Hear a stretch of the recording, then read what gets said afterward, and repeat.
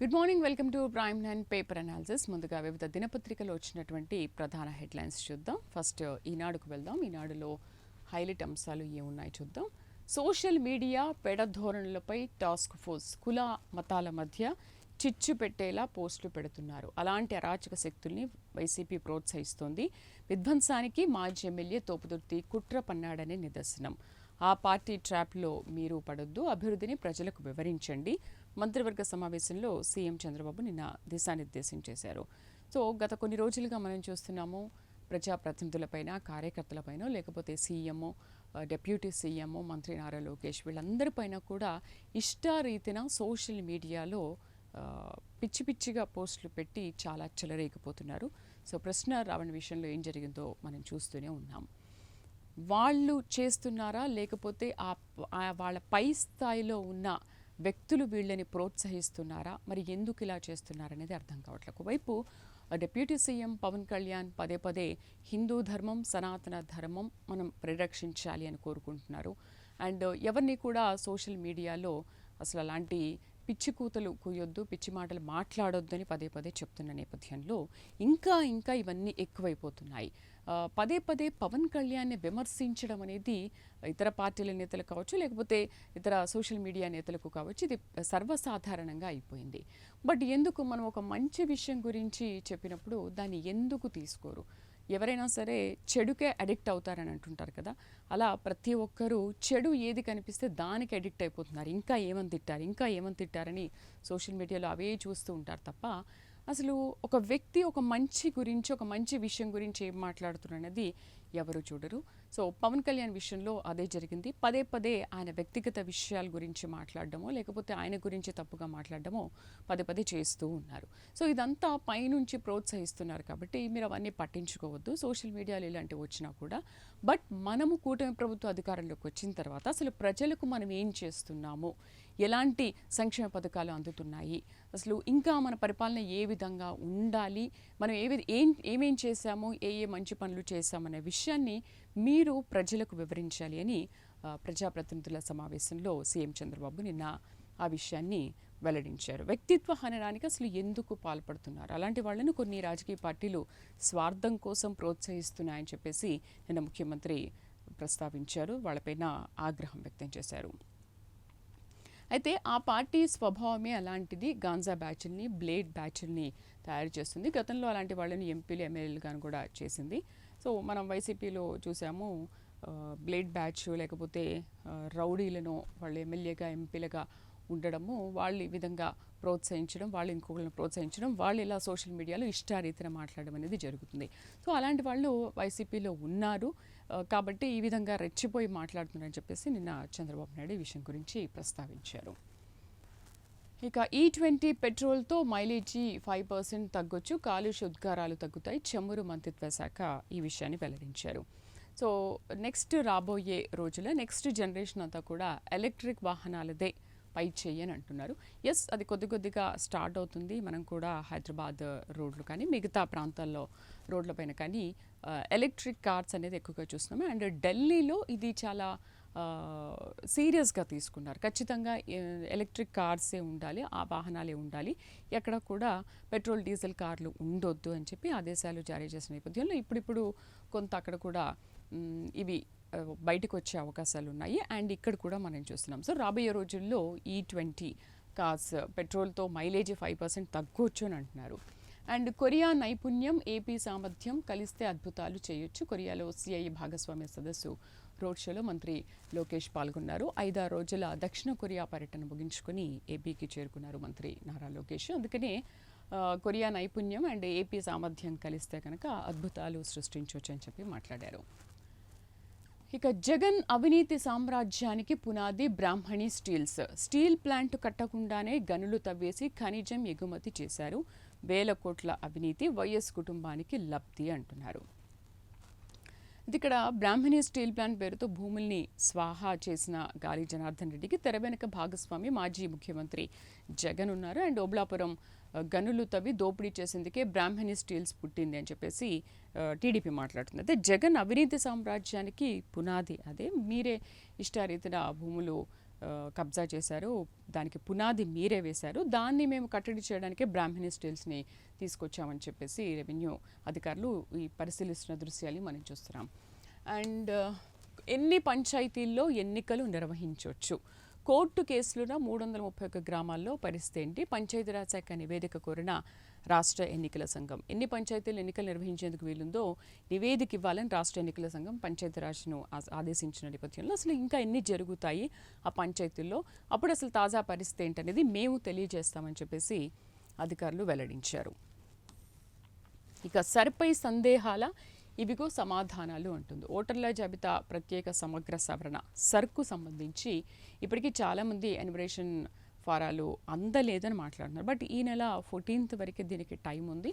ఎవరెవరైతే enumeration forms ఎవరైతే అందుకోలేరో వాళ్ళ ఆధారు అండ్ ఓటర్ ఐడి తీసుకొని ఈ వెబ్సైట్నైనా మీరు voters.eci.gov.in వెబ్సైట్లోకి లేదా ఈసీఐ నెట్ యాప్లోకి వెళ్ళి వాటిని నమోదు చేసి మీ ఓటు వివరాలతో పాటు బిఎల్ఏలో పేరు అండ్ ఫోన్ నెంబర్ కనిపిస్తే ఆ నెంబర్లో సంప్రదించి ఎన్యుమరేటర్ని మీరు ఎన్యుమరేషన్ ఫామ్ తీసుకొని ఫిల్ చేసి వాళ్ళకి ఇస్తే నెక్స్ట్ మనకు ఓటు హక్కు వేసుకునే అవకాశాన్ని కల్పిస్తుంది. ఒకవేళ సర్ ప్రక్రియలో కనుక మనకు ఓటు లేకపోతే, అందులో కనుక మన పేరు నమోదు కాలేకపోతే ఓటు వేసే అవకాశాన్ని మనం కోల్పోతాము. ఇందులో సర్ ప్రక్రియ తీసుకొచ్చినప్పటి నుంచి వివిధ రాష్ట్రాల్లో జరుగుతున్న అలజడి ఆందోళన మనం చూస్తూనే ఉన్నాము.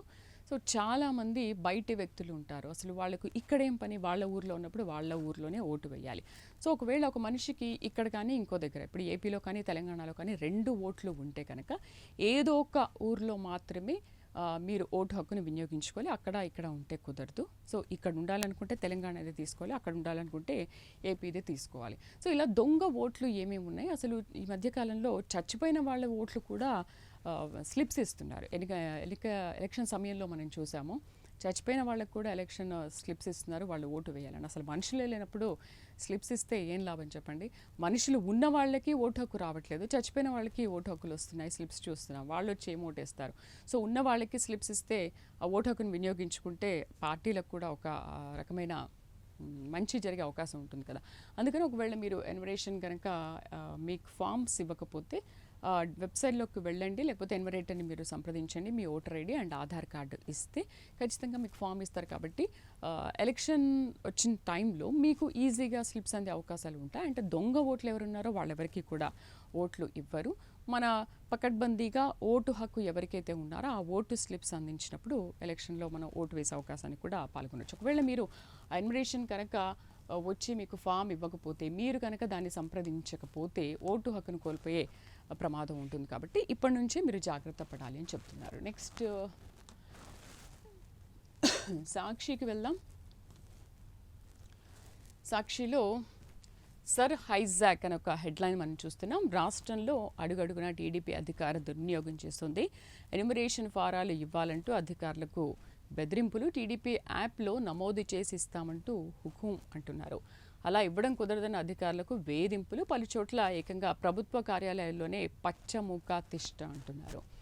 సాక్ష్యాలతో ఫిర్యాదు చేస్తున్న మౌన ముద్రలు ఈసి తంబళ్లపల్లిలో బిఎల్ఓలను బెదిరించి టీడీపీ యాప్లో కొంతమంది ఇలాగే ఒకవేళ వాళ్ళకి ఓటు హక్కు లేకపోతే టీడీపీ యాప్లో నమోదు చేసుకుని ఆ ఓటర్లందరినీ కూడా మీ సైడ్ తిప్పుకుంటున్నారు అనేది వైసీపీ వాదన. అధికార పార్టీ అక్రమాలపై ఇప్పటికే పలుమార్లు ఫిర్యాదు చేసింది వైఎస్ఆర్సీపీ. 4 రోజుల్లో సర్వే ముగియనున్నా స్పందించని ఈసీ తప్పిదాలు జరుగుతాయని ఒప్పుకుంటూనే మిన్నకుండిపోయిన వైనం అనే వార్తను మనం చూస్తున్నాం. సో సర్ అంతా టీడీపీ కనుసన్నల్లోనే జరుగుతుంది. ఇంతకుముందు మనం చెప్పుకున్నట్టు సర్ ప్రక్రియ ఎప్పటి నుంచి అయితే బయటకు వచ్చిందో అప్పటి నుంచి వివిధ రాష్ట్రాల్లో వివిధ పార్టీల నేతలందరూ కూడా వాళ్ళకు అనుకూలంగా వేసుకుంటున్నారు. మా ఓటు హక్కులు మేము కోల్పోతున్నాము అని చెప్పేసి ఒక యుద్ధమే జరుగుతుంది. అండ్ బాబు మాట తప్పారు, నిలుపుకోలేనప్పుడు హామీలు ఎందుకు ఇచ్చారు, మేనిఫెస్టోలో ఎందుకు పెట్టారని అంటున్నారు. అయితే రాష్ట్ర వ్యాప్తంగా ఈ కలెక్టరేట్ల వద్ద కథం తొక్కారు అంగన్వాడీలు. భారీ ర్యాలీలు, ధర్నాలతో చంద్రబాబు సర్కార్పై ఆగ్రహం వ్యక్తం చేస్తున్నారు. సో కూటమి ప్రభుత్వం వచ్చి 2 ఏళ్ళు అయిపోయినా కూడా అంగన్వాడీలకు ఎటువంటి న్యాయం జరగలేదు.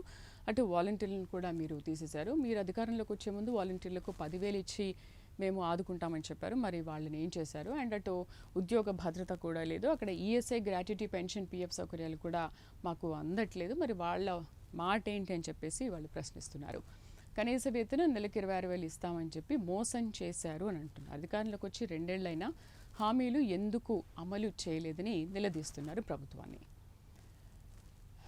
ఒకవేళ కనుక మీరు న్యాయం మాకు చేయకపోతే కనుక, మా డిమాండ్లు నెరవేర్చకపోతే కనుక పెద్ద ఎత్తున కలెక్టరేట్ల దగ్గరకు వచ్చి మేము ముట్టడిస్తామని అంటున్నారు. మరి చూడాలి కూటమి ప్రభుత్వం దీనిపైన ఎలాంటి స్పందన వ్యక్తం చేస్తుందో, అసలు ఏం చెప్తుందనేది. నెక్స్ట్, బాబు సర్కారు సోషల్ వేట. ప్రభుత్వాన్ని ప్రశ్నించకుండా సోషల్ మీడియా యాక్టివిస్టుల గొంతులు నొక్కడమే లక్ష్యం. ఇందుకోసం రాష్ట్ర స్థాయి task force social media response cell ఏర్పాటు చేశారు. ప్రత్యేకంగా పీపీల నియామకం, సోషల్ మీడియా జల్లెడకు ఫోరెన్సిక్ టూల్స్, మరిన్ని కేసులు జైళ్లకు పంపడమే ధ్యేయంగా బాబు సర్కారు అడుగులు వేస్తోందని అంటున్నారు. అంటే ఎవరైతే అన్యాయం జరుగుతుందో వాళ్ళు ప్రశ్నిస్తే వాళ్ళపైన కేసులు పెడతారా? ఇది ఎక్కడి న్యాయం అని చెప్పి ప్రతిపక్ష పార్టీ పదే పదే ప్రశ్నిస్తోంది. అండ్ ఇక్కడ మనం ఒకటి చూడొచ్చు, ఒక వలేసి ఈ సోషల్ మీడియా యాక్టివిస్టులని పట్టుకుంటారు. అంటే ఇప్పుడు ప్రశ్నరావళిని అయితే ఎలా పట్టుకున్నారో అలా సోషల్ మీడియా యాక్టివిస్టులు ఎవరెవరైతే ప్రభుత్వాన్ని ప్రశ్నిస్తున్నారో వాళ్ళని ప్రశ్నించకుండా గొంతులు నొక్కేసి కేసులు నమోదు చేస్తున్నారు. మా పార్టీ వాళ్ళైనా సరే, ఇతర పార్టీ వాళ్ళైనా సరే వాళ్ళని గొంతు నొక్కేస్తున్నారు. ఇది కరెక్ట్ కాదు. కేబినెట్ నిర్ణయాలు మీడియాకు వెల్లడించిన మంత్రి పార్థసారథి. సో ఎవరెవరైతే ఈ న్యాయస్థానాల పనితీరు కానీ కేసులు నడుస్తున్న తీరుపైన కూడా కేబినెట్లో చర్చ జరిగింది. మరి మీరు ఎందుకు ఇలా మా గొంతు నొక్కేస్తున్నారనేది ప్రతిపక్ష వాదన. అండ్ ఇంకొక న్యూస్ చూద్దాం. టీటీడీలో ఉద్యోగాల పేరిట టోక్రా. ఒక అభ్యర్థి నుంచి 15 లక్షలు 50 లక్షల వరకు వసూలు. టీటీడీ నకిలీ లోగో అక్కడ పెట్టుకొని ఈవో స్టాంపుతో, అది కూడా ఈవో స్టాంపు దొంగ నియామక పత్రాలు అందజేస్తున్నారు. ఈవో స్టాంపు కూడా దొంగ స్టాంపు వేసి అండ్ ఈవో లెటర్ కూడా ఆ లోగోతో ముద్రించి చాలామంది టికెట్స్ అమ్ముకుంటున్నారు. దాదాపు వాళ్ళ దగ్గర నుంచి ఎంత వసూలు చేశారు? 15 లక్షల నుంచి 50 లక్షల వరకు వసూలు చేశారంట. అందుకని తిరుపతి ఈస్ట్ పోలీసులకు బాధితులు ఫిర్యాదు చేశారు. సో ఉద్యోగాల పేరిట ఇంత మోసం జరుగుతుంది కాబట్టి కొంచెం జాగ్రత్త వహిస్తే మంచిది. ఇటు ఉద్యోగాల విషయంలోనే కాదు, అండ్ దర్శనం, బ్రేక్ దర్శనం అని ఇంకొక దర్శనమనో వాళ్ళకు లెటర్స్ కూడా అలా దొంగ పేపర్తోనే, దొంగ ఐడితోని ముద్రించి లెటర్స్ కూడా ఇస్తున్నారు. తీరా అక్కడికి వెళ్తే ఇది కాదు అని చెప్తున్నారు. అందుకని తస్మాత్ జాగ్రత్త ప్రజలారా, ఇలాంటివి మోసాలు చాలా జరుగుతున్నాయి కాబట్టి చూసి వెళ్ళండి.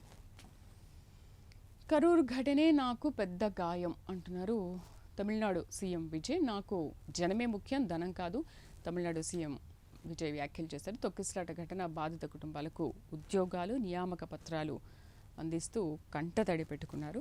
సో కరూర్లో సంఘటన జరిగింది మనకు అందరికీ బాగా తెలుసు. దాదాపు ఒక 40 నుంచి 50 మంది వరకు అనుకుంటాను దాంట్లో చనిపోయారు, కొంతమంది గాయపడ్డారు. సో నాకు అదే ఒక పెద్ద గాయం అంటున్నారు. ఒక గుడ్ సీఎం అని చెప్పాలి. ఎందుకంటే అక్కడ ఎవరెవరైతే వాళ్ళ కుటుంబ పెద్దల్ని కోల్పోయారో, వాళ్ళ ఎవరైతే హస్బెండ్స్ లేకపోతే వాళ్ళ ఇంటి పెద్ద ఎవరినైతే కోల్పోయారో వాళ్ళందరికీ ఉద్యోగాలు ఇవ్వడము అనేది ఒక పెద్ద మంచి పరిణామం అనుకోవాలి. ఇలాంటి సీఎం అన్ని చోట్ల ఉంటే బాగుండు అనే విషయం కూడా చాలామంది మాట్లాడుకున్నారు. రైట్, సాక్షి ఇది. నెక్స్ట్ ఆంధ్రజ్యోతి చూద్దాం. ఇంతకుముందు మనం చెప్పుకున్న T20 పెట్రోల్తో మైలేజీకి 5% గండి, కానీ కర్బన ఉద్గారాలు తగ్గుతాయి. నిజంగానే ఇప్పుడు పెట్రోల్ డీజిల్ వల్ల ఎంత కాలుష్యరహితం అవుతుందనేది మనం చూస్తున్నాము. ఈ ఎలక్ట్రిక్ కార్స్ తీసుకురావడం వల్ల కొంతవరకైనా పొల్యూషన్ కంట్రోల్ చేయొచ్చు. అప్పుడు మనకు వచ్చే ప్రాబ్లమ్స్ కూడా తగ్గుతాయి. సంప్రదాయ పెట్రోల్ ధర కంటే ఇథనాల్ బ్లెండెడ్ ధరలు ఎక్కువే. సో 2001లోని పైలట్ ప్రాజెక్టుగా తెచ్చాం, కానీ అది ఇప్పటివరకు ఇంప్లిమెంట్ కాలేదు. బట్ ఇప్పుడు ఇంప్లిమెంట్ అవుతుంది కాబట్టి చాలా సంతోషం ఉంటుంది కేంద్రం. ఇక ఊరంతా ఈగల మోత, భోజనం లేదు, నిద్ర లేదు, ముసిరే ఈగలతో సతమతం. లక్షల్లో దండుల పండుతుండడంతో ఇళ్లకు తాళాలు వేసి బంధువుల ఊళ్లకు, పొలాలకు వెళ్ళి వంట తయారీ. టెక్కలిలో బాలకవానిపేటలో వింత పరిస్థితిని మనం చూస్తున్నాం. గ్రామంలో ఒక ఇంటి దగ్గర చంపిన ఈగల కుప్ప. బాబాయ్, అసలు ఈగల్ని చూస్తేనే భయం వేస్తుంటుంది. ఈగలు, దోమలు చూస్తే ఇంకా చాలా భయం వేస్తుంది. మనం నాని సినిమాలో కనుక ఆ ఈగ టార్చర్ ఎట్లా ఉంటుందో మనం చూసాం కదా. సో ఇక్కడ అవి భరించలేక ఇళ్లకు తాళాలు వేసి వాళ్ళ పంట పొలాలకి వెళ్ళారంట. అండ్ పట్టిసీమ పరవళ్ళు 20 మోటార్లతో ఎత్తిపోత.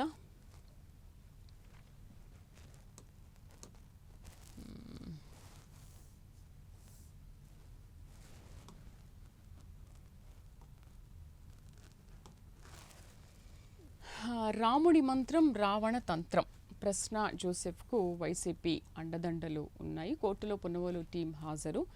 రావణ్ సన్నిహితురాలికి జగన్ బ్లెస్సింగ్స్ అంటుంది టీడీపీ.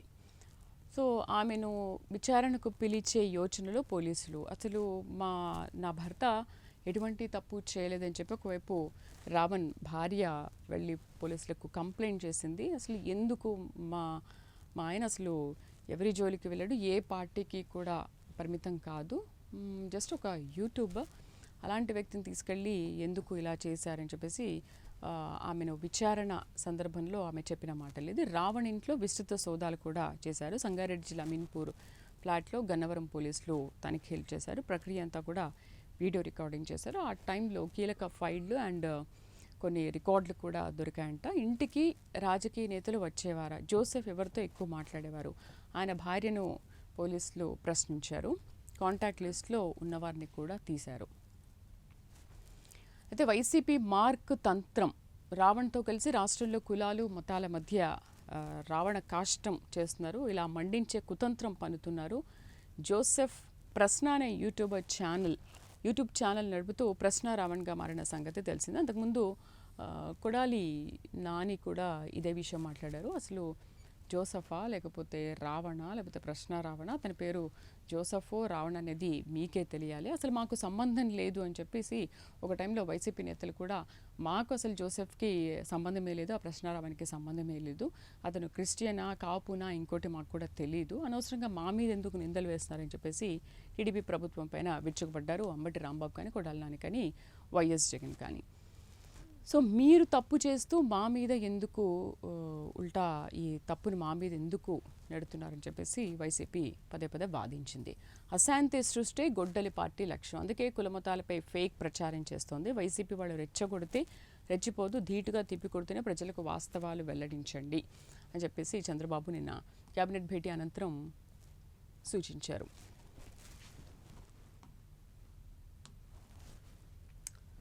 ఇక V6 చూద్దాము. తెలంగాణ విషయానికి వద్దాం. పొగ జిమ్ముతున్న వాహనాలు, ఆ వెహికల్స్ వెనుక వెళ్లాలంటేనే దడ, సిగ్నల్స్ దగ్గరైతే నిత్యం నరకమే. హైదరాబాద్లో కాలుష్యం వెదజల్లుతున్న 10% వెహికల్స్, 90 లక్షల వాహనాల్లో విషం విడుదల చేస్తున్నవి 9 లక్షలు. ఇందులో ఆటోలు, బైక్లే ఎక్కువ.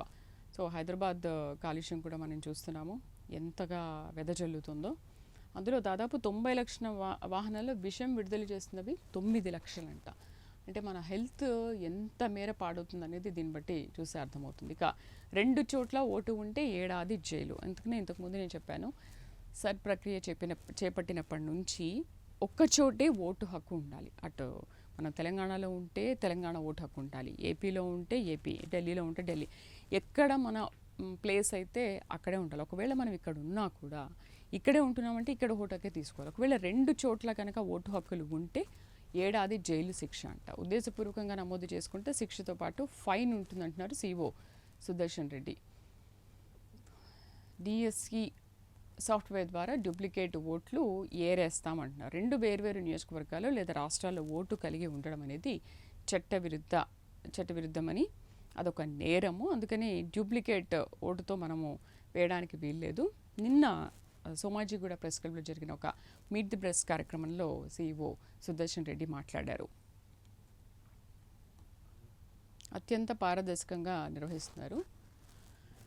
అండ్ రాముల వారి మీద ఆన వచ్చేది మళ్ళీ కాంగ్రెస్ ప్రభుత్వమే అంటున్నారు రేవంత్ రెడ్డి. 182 అసెంబ్లీ స్థానాల్లో 117 సీట్లు గెలిచి అధికారంలోకి వస్తాము. సీఎం రేవంత్ రెడ్డి ఈ విషయాన్ని వెల్లడిస్తున్నారు. ఇప్పుడు నియోజకవర్గాల సంఖ్య కూడా పెరుగుతుంది కాబట్టి వచ్చే అసెంబ్లీ స్థానాల్లో మేము 117 సీట్లు గెలిచి అధికారంలోకి మళ్ళీ వస్తామని అంటున్నారు. అటు బీఆర్ఎస్ చూస్తుంటే కాంగ్రెస్ పని అయిపోయింది కాబట్టి ప్రజలు మిమ్మల్ని చీకొడుతున్నారు, నెక్స్ట్ ఎలక్షన్లో మేమే వస్తామని అటు బీఆర్ఎస్. అండ్ అన్ని రాష్ట్రాల్లో కూడా ఆల్మోస్ట్ బీజేపీ అధికారంలో ఉంది కాబట్టి వచ్చే ఎలక్షన్స్లో తెలంగాణలో మేమే వస్తాము, డబుల్ ఇంజన్ సర్కార్ వస్తుందని చెప్పి అటు బీజేపీ కూడా అదే మాట మాట్లాడుతుంది. సో 2029 మే లేదా జూన్లో అసెంబ్లీకి ఎన్నికలు వస్తాయని అంటున్నారు. పార్లమెంట్ అసెంబ్లీ సీట్ల మధ్య సంఖ్య పెరగడం ఖాయం, మీ సర్వేలు కాదు మా అంచనాలే నిజం అని అంటున్నారు. దొంగ ఏజెన్సీలు దొంగ సర్వేలతో మాపై ఇంత దుష్ప్రచారమా? రేవంత్ రెడ్డి సర్వేలో కాంగ్రెస్ ఓడిపోతుందని రాస్తారా అని ప్రశ్నిస్తున్నారు. రైతు ఆశీర్వాద సభలో సీఎం నిన్న ప్రసంగించారు. 1,009 కోట్ల రైతు భరోసా నిధులు విడుదల చేశారు. మొదటి విడతలో ఇంత విడుదల చేశారు. అట్లా విడతల వారీగా రైతు భరోసా నిధులు విడుదల చేస్తున్నారు. అండ్ వచ్చే అసెంబ్లీ ఎన్నికల్లో ఇంతకుముందు చెప్పినట్టు 117 స్థానాలే మేము గెలుచుకుంటామని అంటున్నారు. నెక్స్ట్ మళ్ళీ V6లో కూడా సర్ ప్రక్రియ గురించి ఒకసారి చూద్దాం. మీ అడ్రస్ ఎక్కడ సార్? పట్టణాల్లో BLOలకు చుక్కలు చూపిస్తున్నారు. చిరునామాలు దొరక పర్మనెంట్ షిఫ్ట్ పేరుతో పక్కన లక్షలాది ఎన్యుమరేషన్ ఫారాలు ఓటర్లకు ఇంకా చేరలేదని ఆరోపణలు. సో చాలామంది ఇదే కంప్లైంట్ చేస్తున్నారు, మాకు అసలు ఫారమే అందలేదు, మరి మేము ఎలా అప్లై చేసుకోవాలని. ఇంతకుముందు మనం చెప్పినట్టు ఆ ఐడి లేకపోతే మీ ఓటర్ ఐడిలో అయినా వెళ్ళి మీరు అప్లై చేసుకోండి, లేదా voter ID and Aadhaar card తీసుకెళ్ళి ఆఫీసర్ BLO దగ్గర ఇస్తే కనుక వాళ్ళే మీకు ఒక ఫారం ఇస్తారు. నెక్స్ట్ ఫిల్ చేసి వాళ్ళకి ఇస్తే ఖచ్చితంగా మీరు ఓటర్ లిస్ట్లో ఉంటారు. సో 99% పైగా పంపిణీ చేశామంటున్నారు ఈసీ అధికారులు. మరి ఫారాలు ఏమైనాయని మాట్లాడుతున్నారు. పైకి తప్పుడు వివరాలు పంపుతున్నారని అనుమానాలు. డిజిటలైజేషన్ టైంలో కష్టాలు తప్పకపోవచ్చు అనే అంచనా ఉంటుందని అంటున్నారు. అండ్ తెలంగాణపై బీజేపీ ఫుల్ ఫోకస్, ఇతర పార్టీల నుంచి చేరికలకు ప్లాన్. నెక్స్ట్ ఎలక్షన్లో బీజేపీ డబుల్ ఇంజన్ సర్కార్ మేము తీసుకొస్తామంటున్నారు కాబట్టి ఇప్పుడు తెలంగాణ పైన బీజేపీ ఫుల్ ఫోకస్ పెట్టింది. మొన్న రాజ్నాథ్ సింగ్, నిన్న నితిన్ నబీన్, నేడు నడ్డా ఇలా అందరూ వచ్చి బహిరంగ సభలు నిర్వహించి ప్రజలకు అవగాహన కల్పిస్తున్నారు. అటు ఎమ్మెల్యేలు, ఎంపీలు, ఇటు బీజేపీ కార్యకర్తలతో కూడా సభలు సమావేశాలు నిర్వహిస్తున్నారు. వాళ్లకు దిశానిర్దేశం చేస్తున్నారు. అసలు కేంద్ర ప్రభుత్వం ఏం చేస్తుంది, ఎక్కడెక్కడ డబుల్ ఇంజన్ సర్కార్ ఉంది, ఎక్కడెక్కడ బీజేపీ అధికారంలో ఉంది, ఏం చేస్తుంది అనే విషయాలపైన మీరు ప్రజల్లోకి వెళ్ళి వాళ్లకు వివరించండి. నెక్స్ట్ అలా చేస్తే కనుక ఖచ్చితంగా మన ప్రభుత్వం అధికారంలోకి వస్తుంది బీజేపీ అని చెప్పి దిశానిర్దేశం చేస్తున్నారు. తెలంగాణపై బీజేపీ జాతీయ నాయకత్వం చాలా ఫోకస్ పెంచింది. వచ్చే ఎన్నికల్లో రాష్ట్రంలో అధికారానికి రావడమే లక్ష్యంగా పార్టీ బలోపేతానికి కసరత్తు ప్రారంభించింది. కొద్ది రోజుగా ఢిల్లీ పెద్దలు అందుకనే వరుసగా రాష్ట్రం బాట పడుతున్నారు. మొన్న రాజ్నాథ్ సింగ్, JP నడ్డా, నితిన్ నబీన్ వీళ్ళందరూ వచ్చి వెళ్తున్నారు. ఇక బీజేపీ 2 కోట్ల ఉద్యోగాలు ఇచ్చాకే బీజేపీ నేతలు రాష్ట్రానికి రావాలి. బీజేపీ తలుపులు తెరిచినా మూసినా ఏం లాభం లేదు. ఒకవైపు మేము అధికారంలోకి వస్తామనంటే తెలంగాణలో అధికారంలో ఉన్న కాంగ్రెస్ మీరు ఇస్తానన్న 2 కోట్ల ఉద్యోగాలు ఏమయ్యాయి? నిజంగా మీరు వచ్చి ఇప్పుడు 12 ఏళ్ల పైన అయిపోయింది, పుష్కర కాలం పూర్తి చేసుకున్నారు. ఇప్పటివరకు అసలు ఎన్ని ఉద్యోగాలు ఇచ్చారు? సంవత్సరానికి 2 కోట్ల ఉద్యోగాలు ఇస్తామన్న వాళ్ళు మరి ఈ 12 ఏళ్లలో ఎన్ని ఉద్యోగాలు ఇవ్వాలి? ఎంత నిరుద్యోగ మీరు తగ్గించాలి? అలా చేస్తుంటే కనుక నిరుద్యోగులకి ఈ అవకాశాలు చాలా ఉండేవి కదా. మరి మీ వల్లే నిరుద్యోగులు ఈ విధంగా ఉండిపోయారు. అందుకనే మీరు తలుపులు తెరిచినా మూసినా కూడా ఏం లాభం లేదు అని చెప్పి మహేష్ కుమార్ గౌడ్ మాట్లాడుతున్నారు. హరీష్ రావు కాంగ్రెస్లోకి వస్తానంటే PACలో చర్చించి నిర్ణయం తీసుకుంటామని అంటున్నారు. సో హరీష్ రావు కనుక కాంగ్రెస్లోకి వస్తే మేము చర్చించి నిర్ణయం తీసుకుంటామని అంటున్నారు. కానీ అది జరిగే పని కాదు. బీఆర్ఎస్ ఖాతాలో 1,400 కోట్లు ఉన్నాయంటే అనుమానించాల్సిందే. ఇక ప్లాన్ ఎల్ నినో వర్షాభావ పరిస్థితులను శాస్త్రీయంగా ఎదుర్కొనేందుకు సర్కారు నిర్ణయం. జూలై స్టార్ట్ అయిపోయి దాదాపు 10 రోజులు దాటింది. ఇప్పటివరకు వర్షం అంతంత మాత్రంగానే కురుస్తుంది. ఎక్కడ అసలు వర్షపు నిల్వలు కూడా మనకు కనిపించట్లేదు. ఒకవైపు తొలకరి జల్లులు పడిన తర్వాత రైతులు పంటలు వేసుకుంటున్నారు, కానీ ఇంకా మరిన్ని వర్షాల కోసం ఎదురు చూస్తున్నారు. సో జూలైలో కూడా ఆల్మోస్ట్ ఎండాకాలం ఉన్నట్టుగానే ఉంది. ఎండలు మండిపోతున్నాయి. ఎప్పుడెప్పుడు వర్షాలు పడతాయని చెప్పేసి చాలామంది ఎదురు చూస్తున్నారు. ఉన్న పంటల సాగుకు ప్రాధాన్యత ఇస్తున్నారు. ICAR క్రీడా సహకారంతో వ్యవసాయ శాఖ యాక్షన్ ప్లాన్ సిద్ధం చేస్తుంది. మరి ఏం చేయాలి? వర్షాభావ పరిస్థితులను ఎదుర్కొనేందుకు జిల్లాల వారీగా ఒక ప్రత్యేక ప్రణాళికను అమలు చేసి నిర్ణయం తీసుకుంటుంది. అంటే సాధారణ కంటే తక్కువ వర్షపాతం నమోదైంది ఈసారి. మనం చూస్తున్నాం లాస్ట్ ఇయర్ చాలా వర్షాలు పడ్డాయి, కానీ సాధారణంగా ఇప్పుడు రెగ్యులర్గా పడేదానికంటే కూడా చాలా తక్కువగా వర్షపాతం ఈసారి నమోదైంది. కాబట్టి తక్కువ కాలంలో పండే పంటలు ఎంపిక చేసే బాధ్యత కలెక్టర్ల ఆధ్వర్యంలో ఏర్పాటు చేసి ఆ కమిటీలను కూడా నియమించనున్నారు. ఇక 15 రోజుల్లోనే 31 కోట్ల లీటర్ల నీళ్లు ఒడిసి పట్టిండ్రు. నీటి సంరక్షణ కోసం ఒకటైన 1440 గ్రామాలు ఇంకుడు గుంతలు, కుంటలు, చెక్ డ్యాంలతో ఫలితం ఉంటుందేమో అని చెప్పి ఇంకుడు గుంతలను కూడా ఎక్కడికక్కడ ఏర్పాటు చేస్తారు. ఒకవేళ వర్షం నీళ్ళు దానిలో పడితే అక్కడి నుంచైనా మనం పంటలకు యూజ్ చేసుకోవచ్చు అని చెప్పి కొంతమంది గ్రామస్తులు కలిసి అంటే 1140 గ్రామాలు అన్నీ కలిసి ఇక్కడ ఇంకుడు గుంతలు కుంటలు ఏర్పాటు చేసుకుంటున్నారు. మై విలేజ్ మై వాటర్ 2.0 పేరిట ప్రచారం చేస్తున్నారు. సో ఇది కూడా ఒక మంచి ప్లానే అనుకోవాలి. మనకు వర్షాలు పడ్డప్పుడు అక్కడ ఇంకుడు గుంతలు ఏర్పాటు చేసినప్పుడు కొంచెం వాటర్ ప్రాబ్లం వచ్చినప్పుడు దీన్ని యూజ్ చేసుకుంటే ప్రాబ్లం ఉండదు కదా. సో ఇది కూడా ఒక ఇన్స్పిరేషన్గా ఉంటుంది. ఛత్తీస్గఢ్ గ్రామాల్లో నీటి సంరక్షణ ఉద్యమం దీని ఆదేశంగా తీసుకుంటుంది. ఇక సోలార్కు తెలంగాణ అనుకూలం. పెట్టుబడులు పెట్టేందుకు ముందుకొస్తున్నాయి పారిశ్రామికవేత్తలు అని చెప్తున్నారు.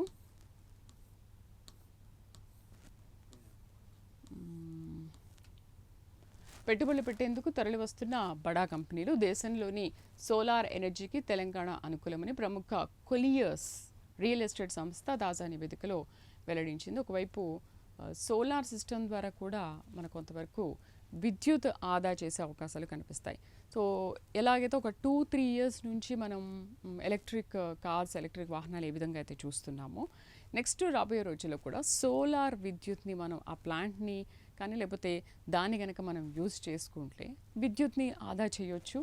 అండ్ దీని మీద ఆధారపడితే మిగతా అంతా కూడా బాగానే ఉంటుంది. అటు గుట్టలు కానీ బంజరు భూములు ఎక్కువగా ఉండడంతో ఇక్కడ భౌగోళిక పరిస్థితులు సోలార్ పవర్ ఉత్పత్తికి అనుకూలంగా ఉంటుందని చెప్పి కొన్ని బడా కంపెనీలు మనకు ముందుకు వస్తున్నాయి. సో ఇది కూడా one of the best plan అని అనుకోవాలి. అటు ఈ కార్స్ విషయంలో కానీ ఇటు సోలార్ విషయంలో కానీ. సుమారు 1,00,000 ఎకరాలు అవసరమని అంచనా వేశారు. దీనికి 80,000 కోట్ల పెట్టుబడులు వచ్చే అవకాశం ఉంది అంటున్నారు. సో 2030 నాటికి రాష్ట్రంలో ఒక 20 గిగావాట్ల ఉత్పత్తి సామర్థ్యాన్ని మనం పెంచుకోవచ్చని కొలియర్స్ తాజా నివేదికలో వెల్లడించారు. అటు మొన్న గుంటూరులో 500 kV మెగావాట్స్తో కూడా సోలార్ ఉత్పత్తిని ఏర్పాటు చేశారు. ఒక ప్లాంట్ను తీసుకొచ్చారు. అండ్ అటు ఏపీ కర్నూలులో కూడా అసలు రాయలసీమ ఇంతకుముందు కరువు సీమగా ఉండేది, అలాంటిది ఇప్పుడు రాయలసీమ రత్నాల సీమగా మారింది. అక్కడ కూడా గ్రీన్ ఎనర్జీ ప్రాజెక్ట్ను తీసుకొచ్చారు. సో ఇక్కడ కూడా తెలంగాణలో కూడా అలాంటి సోలార్ విద్యుత్ ప్రాజెక్ట్ను తీసుకొస్తే చాలా మంచి పరిణామం అనుకోవాలి. సో ఇది వివిధ దినపత్రికలో వచ్చినటువంటి ప్రధాన హెడ్లైన్స్. రేపటి ప్రైమ్ 9 పేపర్ అనాలిసిస్లో మళ్ళీ కలుద్దాం. నమస్తే.